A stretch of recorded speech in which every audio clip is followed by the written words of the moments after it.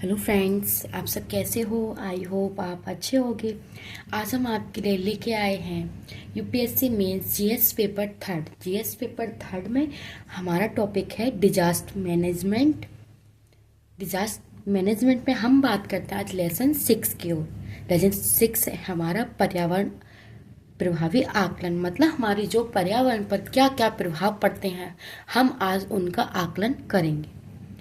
UPSC means 2024-2020 में आया हुआ क्वेश्चन पर्यावरण प्रभावी आकलन अधिसूचना 2022 प्रारूपी मौजूद EIA अधिसूचना 2006 से कैसे भिन्न है। मतलब जो EIA है पर्यावरण प्रभावी आकलन है 2006 से किस प्रकार भिन्न है, हम उसके बारे में बात करेंगे। फ्रेंड्स, हमारे ये डिजास्टर मैनेजमेंट का लास्ट चैप्टर है 6।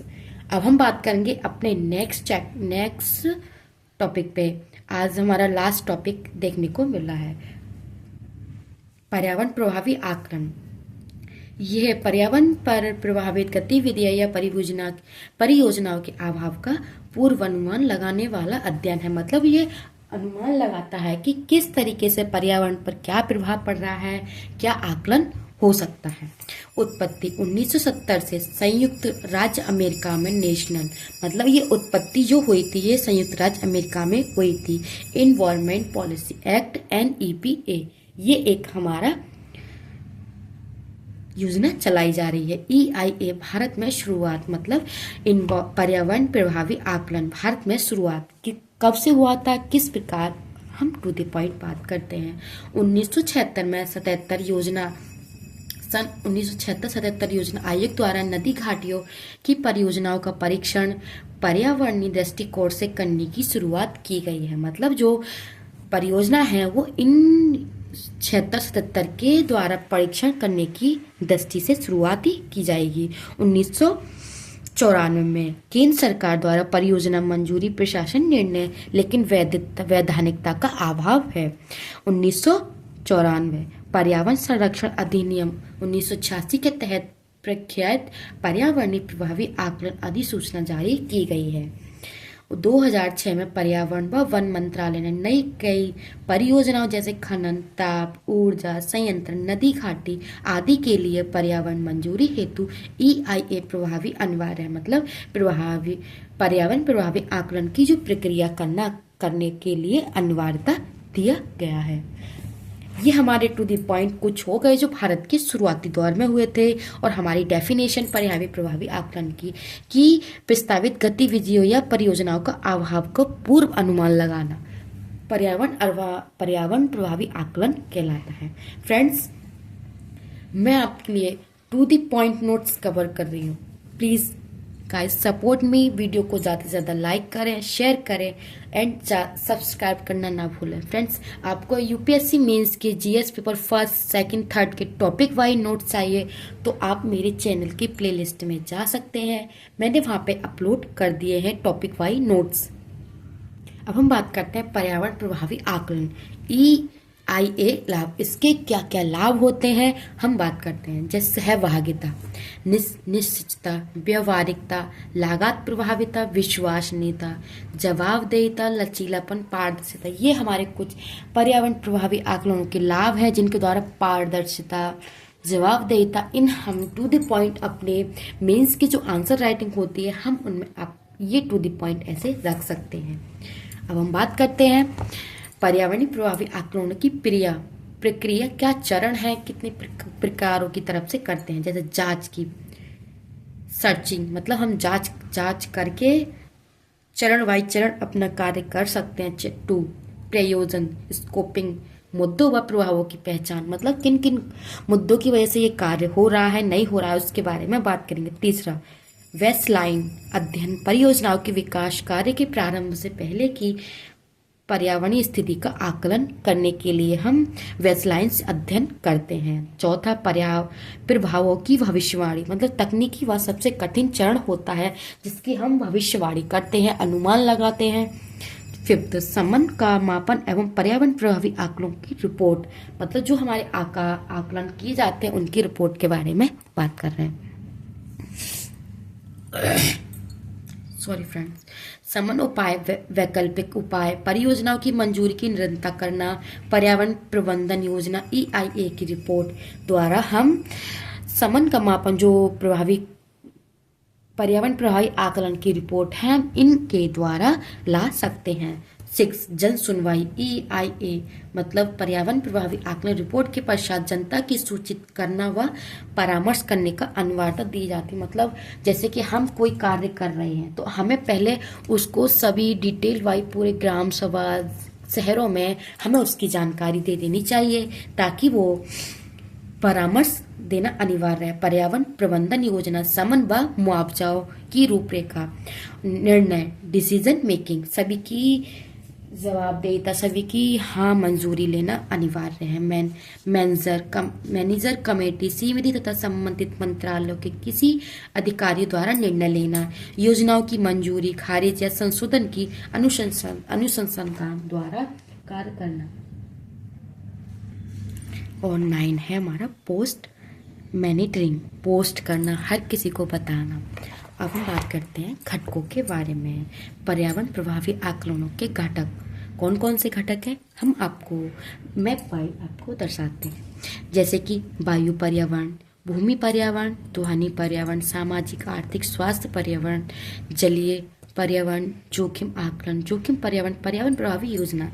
ये हमारे कुछ घटक हैं, इनके द्वारा हमें प्रदूषण, पर्यावरण में समस्याएं देखने को मिलती हैं। बात करते हैं पर्यावरण प्रभावी आकलों की अधिसूचना 2006 की कौन कौन सी दी, किन किन श्रेणियों द्वारा दिखाई गई। विकासात्मक परियोजनाओं की 2 श्रेणियां थी, पहले श्रेणियां A और श्रेणी B।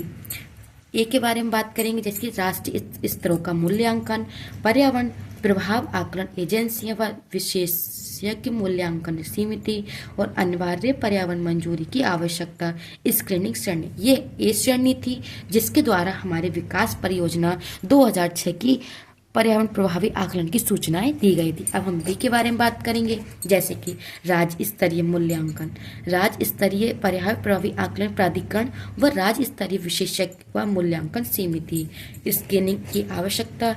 श्रेणी वी EIA अनिवार्यता और श्रेणी V2 EIA की अनिवार्यता नहीं। ये हमारे 2006 की कुछ विकासात्मक परियोजना हैं जिनके द्वारा हमने श्रेणी वाई अपना कार्य किया था और किस प्रकार भिन्नता है वो हमें देखने को मिली है। EIA के चरण, पहला स्क्रीनिंग समीक्षा चरण, दायर की समीक्षा, मूल्यांकन, सार्वजनिक की सुनवाई। ये हमारे कुछ 4 चरण हैं, इनके द्वारा हमने अपने पर्यावरण प्रभावी आकलन को दर्शाया है। पर्यावरण प्रभावी आकलन अधिसूचना मसौदे 2020 के मसौदे कौन कौन से हैं 2006 की अपेक्षा, हम आपसे बात करते हैं। जैसे कि पर्यावरण वन व जलवायु परिवर्तन मंत्रालय द्वारा EIA अधिसूचना 2006 को प्रतिपादित करना। और हमारी नेक्स्ट पॉइंट आगे,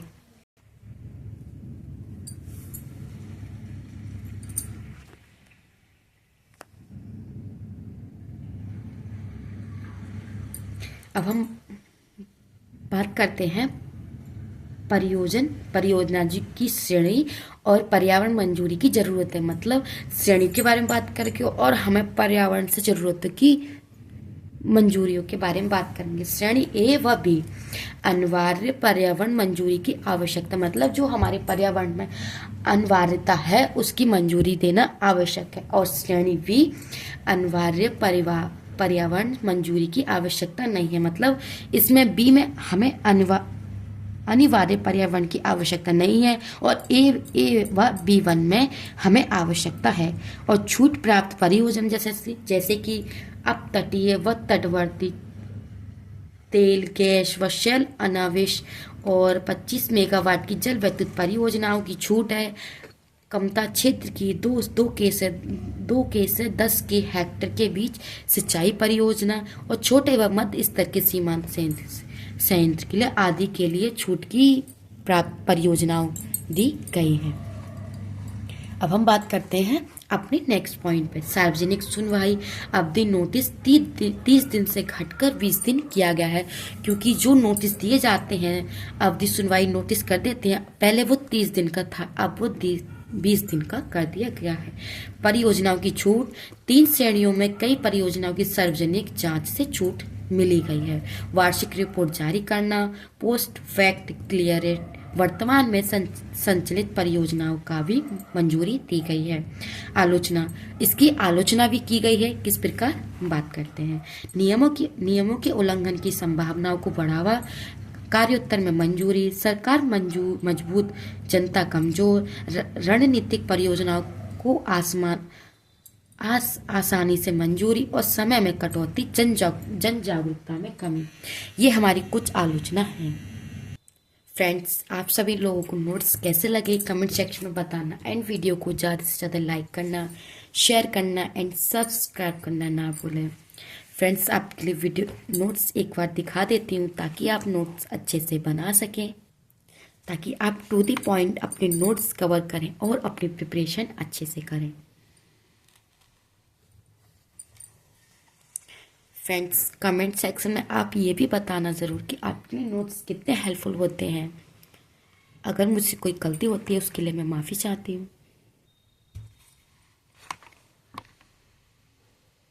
thank you friends, all the best. Video को ज़्यादा से ज़्यादा लाइक करना, शेयर करना एंड सब्सक्राइब करना ना भूलें। Thank you.